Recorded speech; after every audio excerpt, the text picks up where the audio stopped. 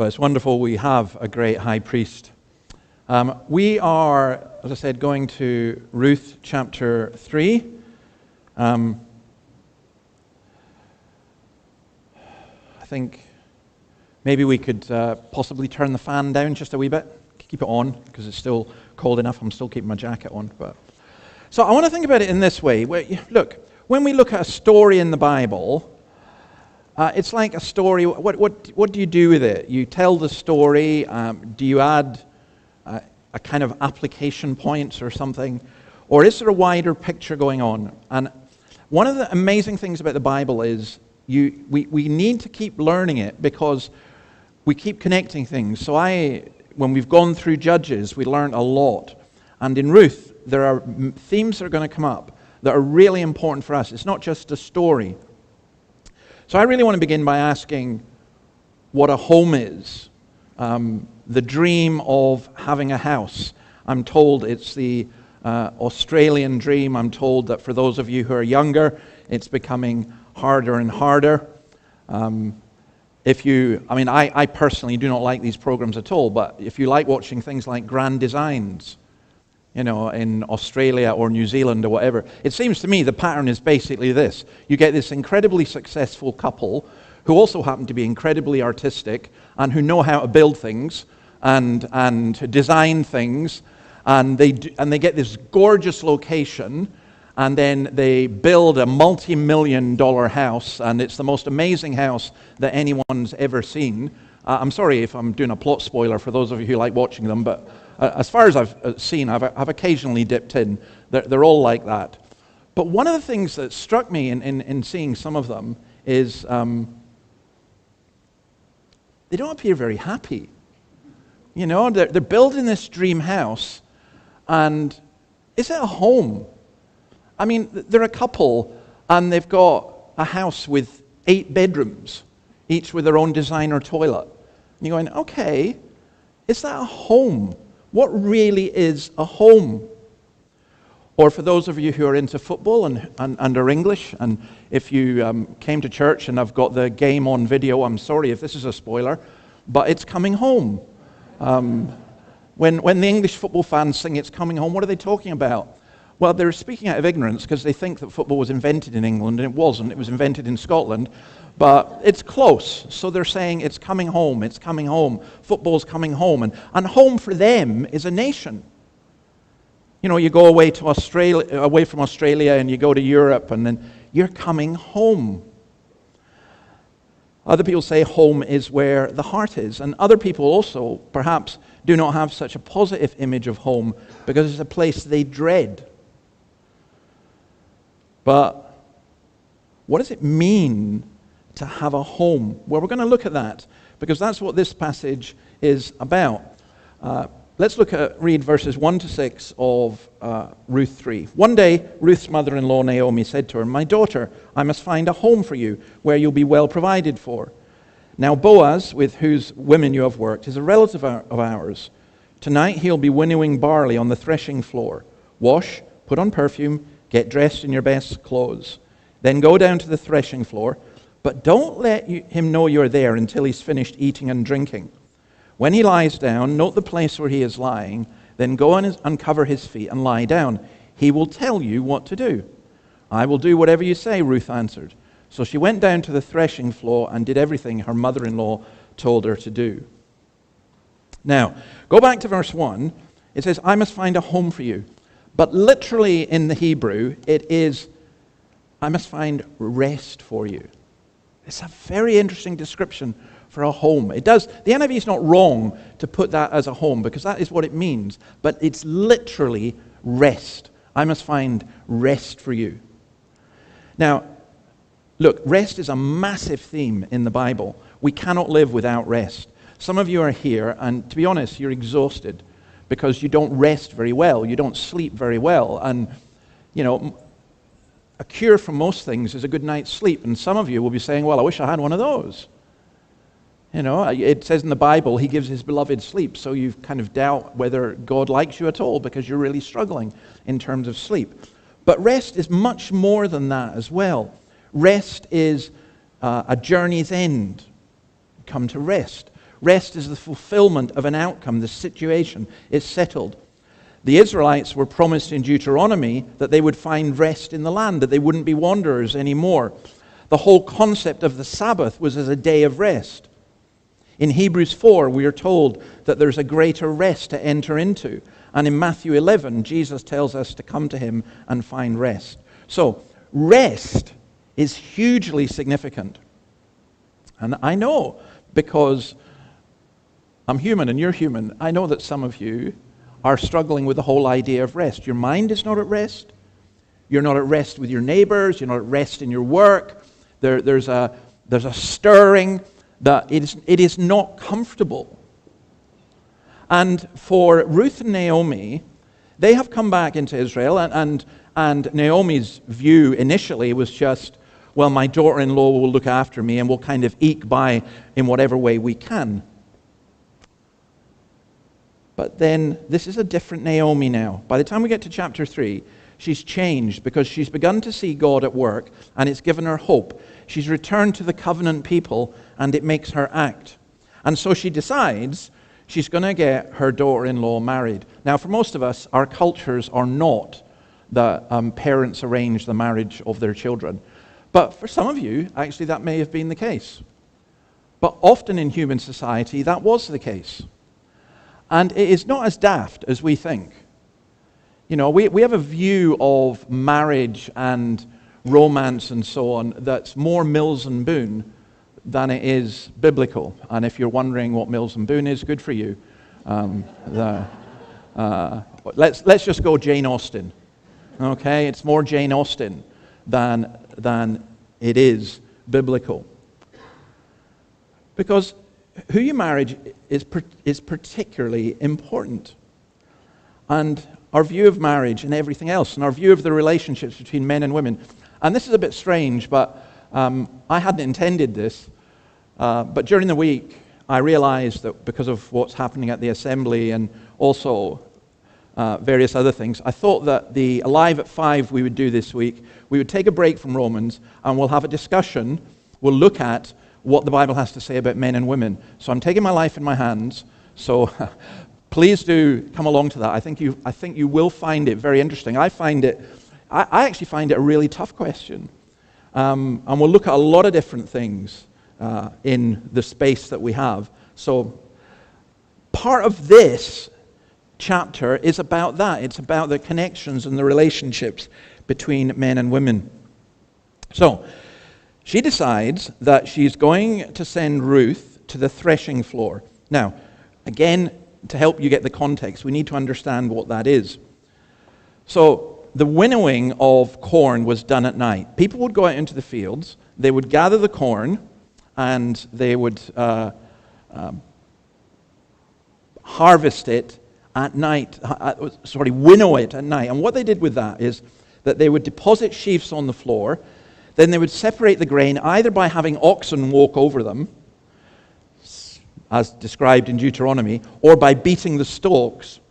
And then the grain would come off, and what they would do is they'd throw the grain into the air, and the reason they did this at night there was always a breeze.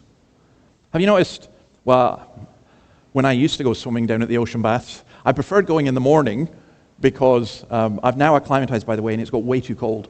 But I would love going in the morning because it wasn't windy. And then often you go in the afternoon, and it is windy.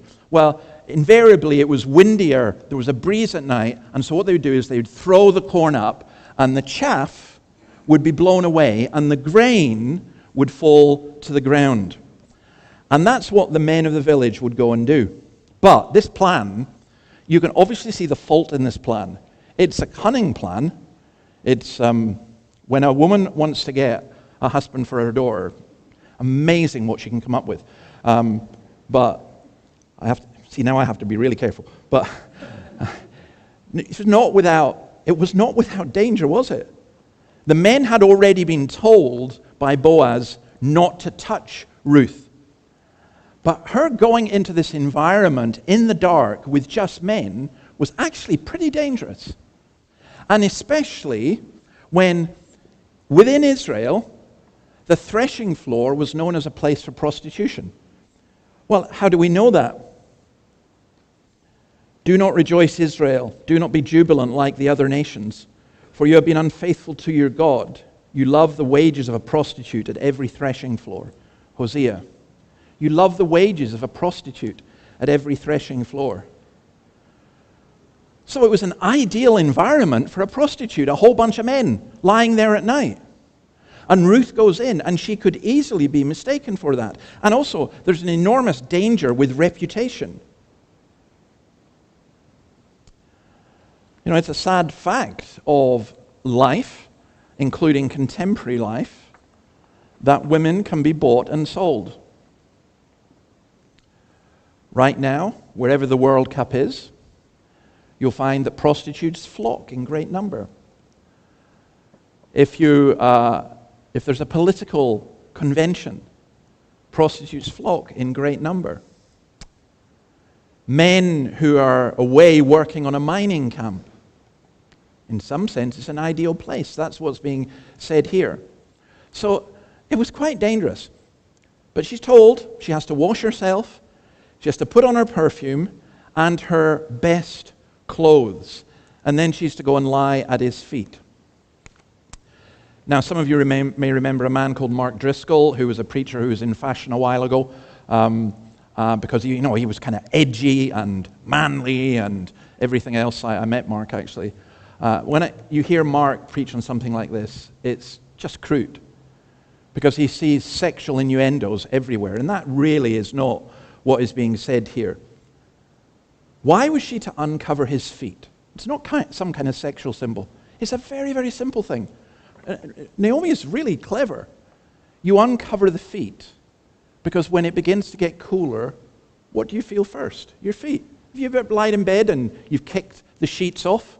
Or at least your feet? Look, you need to make sure your feet are covered when you go to bed, because otherwise you're going to wake up at some point feeling the cold. And that's exactly, she said, just go in, lie at his feet, uncover his feet, and then when he wakes up, you're ready. That's when you pounce. So, this is what happens. Go on to verse 7. When Boaz had finished eating and drinking, and notice, by the way, in the earlier bit, she said, wait till he's finished eating and drinking. Wait till he's in a good mood. That's, again, the cunning. When Boaz had finished eating and drinking and was in good spirits, he went over to lie down at the far end of the grain pile. Ruth approached quietly, uncovered his feet, and lay down. In the middle of the night, something startled the man. He turned, and there was a woman lying at his feet. Who are you? He asked. I am your servant Ruth, she said. Spread the corner of your garment over me, since you are a guardian redeemer of our family. The Lord bless you, my daughter, he replied. This kindness is greater than that which you showed earlier. You've not run after the younger men, whether rich or poor. And now, my daughter, don't be afraid. I will do for you all you ask. All the people of my town know that you are a woman of noble character. Although it is true that I am a guardian redeemer of our family, there is another who is more closely related than I. Stay here for the night, and in the morning, if he wants to do his duty as your guardian redeemer, good, let him redeem you. But if he's not willing, as surely as the Lord lives, I will do it. Lie here until the morning. So, you've got the picture. Boaz is in a good mood. He's had his meal. He's had a bit to drink. He lies down. I find it very interesting that he is the farmer, and yet he's lying down with his workers. He's at the threshing floor taking part. And then she does this. She goes and lies at his feet. Plan works perfectly. He wakes up. Something startles him. And he sees her there. And the answer she gives is really interesting. I am your servant. Cover me, for you are a redeemer. He's really saying, I'm a relative in need, and I'm asking you to help me. Now, I think we can gather from the text, that Boaz is not embarrassed. He does not brush her off. He does not tell her to go away. He is actually smitten by her. She's a very beautiful woman, and he's smitten by her. And he refers especially, notice what he refers to especially, her kindness. Now, why was it kindness? Because Ruth actually had other alternatives. And there were relatives who were closer. And Boaz is an older man. And so it really, in a sense, it really is kindness. Now, Naomi's obviously involved in this as well. But there is a problem. There is a relative who is nearer to her and who has the right to redeem her, and that's what they did in that context, within that culture, someone who could provide for her. Now, Boaz is noble, but he's not daft. He too is very shrewd, and so what he does is very clever. Stay here, and then I will find out in the morning if he's going to do this, but if he doesn't, I'm making you a promise that I will do it. And then Ruth leaves early enough so that she's not associated with the prostitutes or anything else. She leaves discreetly. Now, in all of this, we tell this story, and I think it's a brilliant story, but one of the key lessons involved in it for us is simply this. God is sovereign. God is working out his purposes, but he's using a conniving mother-in-law. Well, conniving is probably the wrong word. What's the word? An intelligent mother-in-law who knows how men work. And he's using the beauty of Ruth, and he's using the nobility and the wisdom of Boaz. And God is using all of that. And the point about that is, just because we trust in the sovereignty of God doesn't mean we don't act. What it means is that we believe that God will work all things for the good of those who love him. So then let's go on to verses 15 to 18. He also said, "Bring me the shawl you are wearing and hold it out." When she did so, he poured it into 6 measures of barley and placed the bundle on her. Then he went back to town. When Ruth came to her mother-in-law, Naomi asked, "How did it go, my daughter?" Then she told her everything Boaz had done for her, and added, "He gave me these 6 measures of barley, saying, 'Don't go back to your mother-in-law empty-handed.' Then Naomi said, 'Wait, my daughter, until you find out what happens, for the man will not rest until the matter is settled today.'" His comment, "As the Lord lives, I will redeem you," was a solemn promise. The garment is really important, because it's not the dress she was wearing. She doesn't take that off.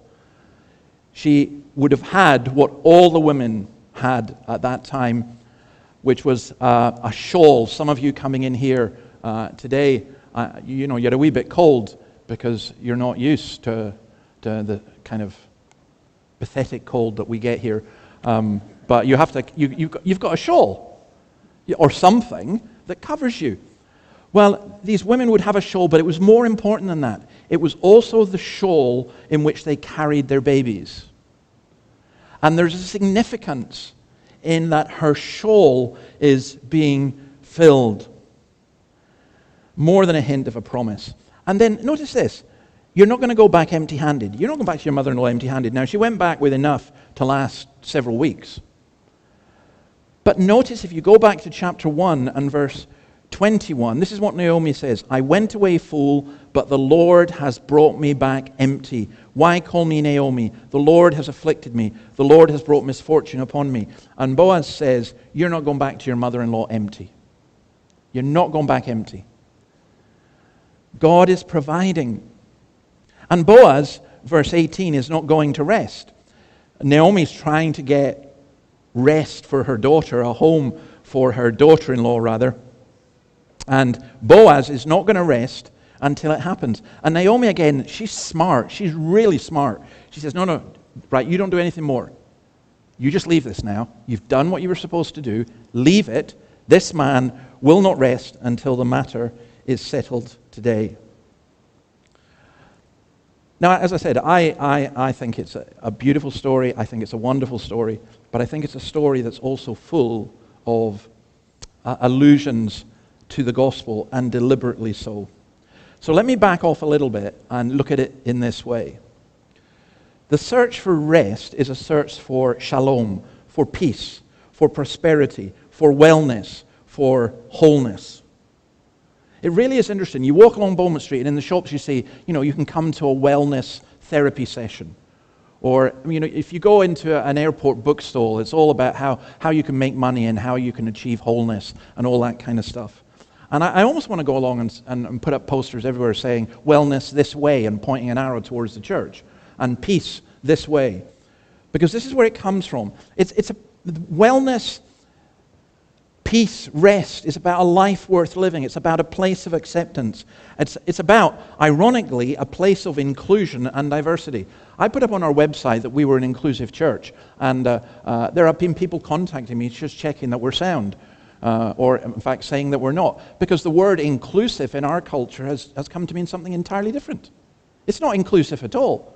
What they mean is we support a particular sexual ideology, and if you don't support it, you're not welcome. We exclude you.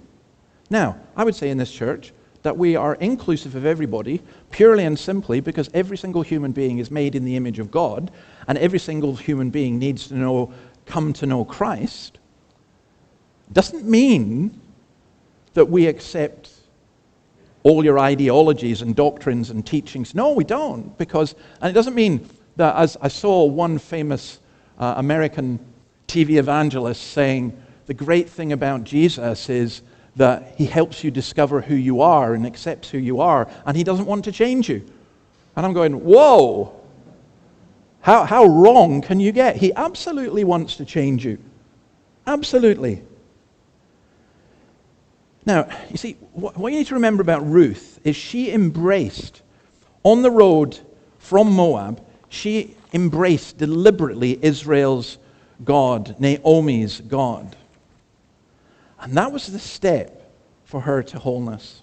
Isaiah 55, seek the Lord while he may be found. Call on him while he is near. Let the wicked forsake their ways and the unrighteous their thoughts. Let them turn to the Lord and he will have mercy on them, and to our God, for he will freely pardon. Now, when we say that from God you get wellness and wholeness and peace and rest, what we are not doing is what another heretic does, Joel Osteen, when he says, live your best life now. No, we're not giving you a kind of series of pep talks, a little bunch of memes that you can click and you could stitch onto something and stick on your wall. No. The point about it is this: you will never have peace. You will never have rest. You will never be satisfied without Christ. Go build your wonderful Grand Designs house. It won't give you rest. Go and marry that person that you truly desire. Still won't give you rest. Get that perfect job. It won't give you rest. Take your ultimate holiday or cruise or whatever. It won't give you rest. How does God provide us with rest? Well, I mentioned Matthew 11. Let me read it to you. Matthew 11, 28 to 30. Come to me, all you who are weary and burdened, and I will give you rest.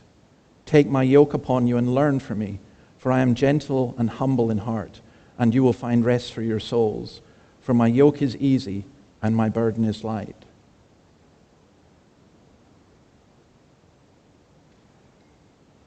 I wish I could rip open your heart and let you see what a mess you're in, what a storm that there is. And it's no wonder you can't rest, because it just keeps coming out. You know what most people do with the storms in their life?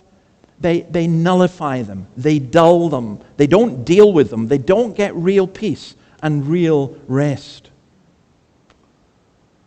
What do we need to do with this offer that Jesus makes? Because I think it's wonderful.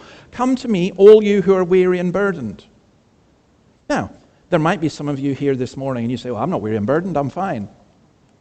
Great. Well, next week you will be weary and burdened, or the week after. Sometime you're going to be weary and burdened. You know, just because you drink a particular ginger tea doesn't mean that you're just going to be bouncing up and down full of life and never get tired. You know, the point is, we all get weary and burdened. Some of us who are Christians, we think, I shouldn't be weary and burdened, but I am weary and burdened, and now I'm weary and burdened because I'm weary and burdened. And I'm trying to get rid of my burdens, and it doesn't work, and it's a burden to me. And I come along at church, and you talk about this, and it's a burden to me, and everything's a burden. You ever had that, when everything becomes a burden? Even being asked to make a cup of tea, oh, it's a burden. Everything's a burden. Weary and burdened. But Jesus says, you come to me, I'm not going to burden you. I'm not going to do what the Pharisees do, who load things on you, one thing after another, after another, after another. He says, I'm going to give you rest. I really, really wish. I mean, Sunday's quite an exhausting day at one level. But I'll tell you this. I really, really wish that we knew Sunday as a day of rest, where we were conscious of the Lord's presence and where we were conscious of our burdens being lifted. The Spirit and the bride say, "Come," and let the one who hears say, "Come." Let the one who is thirsty come, and let the one who wishes take the free gift of the water of life. See, I must admit, I was quite impressed with this guy, one of the guys I know on Bowman Street. He came up to me when I was going along to get a coffee or something, and he said, "You got $20 to spare?" I said, "Oh, your price has gone up. It's usually you've got $1. You got $20 to spare." "No, one, I don't have $20 to spare. Two, even if I did, you wouldn't get it." And then I'm afraid I did do. I really felt for him, and I said to him, "But I do have something that's priceless for you." And he went, "Oh, I know, Jesus. I said, "Yep, and that's what I can give you."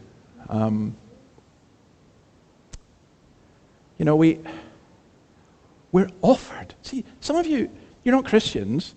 You think, "How do I become a Christian?" Well, you accept what Christ says. Maybe I'll run through this in terms of the story in a minute. But for those of us who are Christians as well, man, we carry burdens sometimes we are not supposed to carry. And we carry guilt sometimes that we are not supposed to carry. So, let me just run through this story just in terms of a couple of things with it for those of, Christians and non-Christians. Number one, you need to be washed and cleansed. When Ruth is told that by Naomi, you know what it's like if you're going out on a date. I remember, I think it was my very first date. It was awful because my dad and my brothers decided they'd have a great laugh. So they threw me in a bath and they poured Lynx all over me. And if you don't know what Lynx is, again, you don't want to know. And then you go out on this date and, you're like, you're really, really nervous. But you washed and cleansed. We need to be washed and cleansed all the time. We feel filthy. We feel dirty. We've done stuff that's wrong. What can wash away my sin? Nothing but the blood of Jesus. It's the beauty of communion. We're always reminded that Jesus cleanses us. And when we go away from this service and you meet someone on the street, "Well, where have you been?" "I've been washed. I've been cleansed." And it's wonderful. Anointed. She was anointed with the perfume. Well, that's a very biblical allusion. What does it refer to? It refers to the anointing of the Holy Spirit. We need the anointing of the Holy Spirit in our lives. So that's not some big, massive thing that enables us to do miraculous things. It's just God's Spirit working within us, bringing His fruit and encouraging us and helping us. She changed her clothes. And we need to change our clothes. We don't come in our own righteousness, which, as Isaiah says, it's like filthy rags. But Ecclesiastes 9:8 says this, "Always be clothed in white and always anoint your head with oil." So, for me, it's again like you go home, it's the end of the day, your clothes, maybe they've begun to smell a little bit depending on the work that you've done. You throw them off. You can put them in the washing machine. You put on fresh clothes. For me, being a Christian is every day waking up and saying, "Well, I'm starting with fresh clothes. And I'm starting with a fresh anointing." And then notice this, that Ruth promised to obey. She submitted to what Boaz had said. And there's an analogy there in the relationship between Christ and His church. That you don't become a Christian without calling Jesus Lord and promising to obey Him. And that's the difficult thing for some people, because some people come in here and what you want is, you want a lot of the stuff we talk about, but calling Jesus Lord, you don't want to go that far because you've got this sin in your life, you've got that desire that you know is wrong, and you want to have Jesus on your terms, and He says no. No way. No way.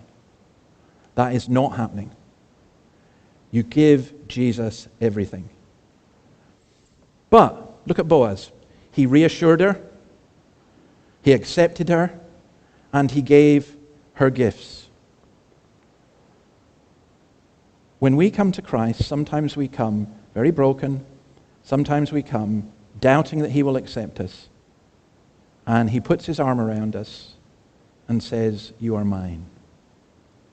You can't earn me, but you are mine.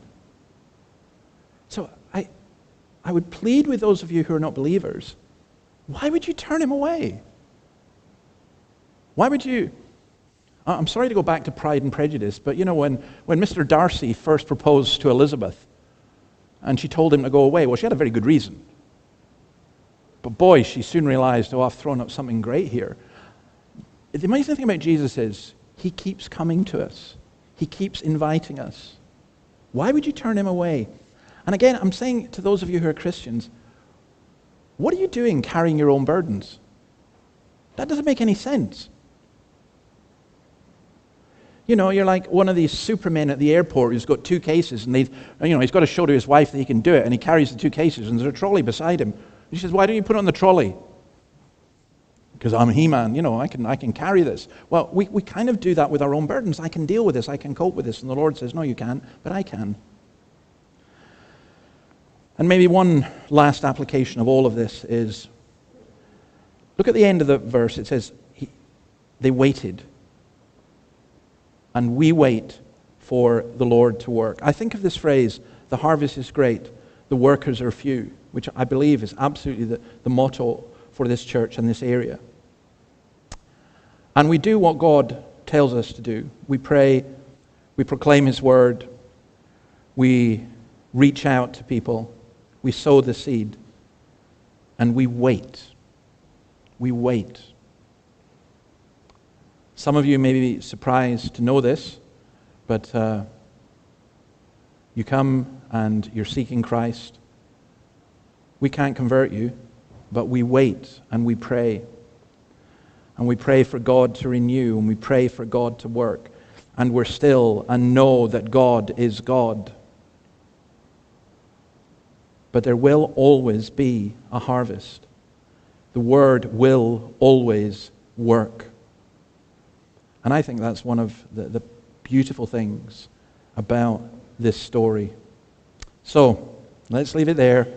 Think for yourself of what all of this means, and bless the Lord that there is a Redeemer. Let me pray.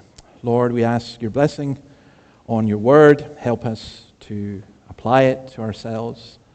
Thank you for the renewed faith of Naomi, the new faith of Ruth, and the kindness and nobleness and honesty of Boaz. And thank you that through them came a son, from whom eventually would come the Messiah. We bless you, O Lord, for your working your great plan, not only then, but now. In your name, amen.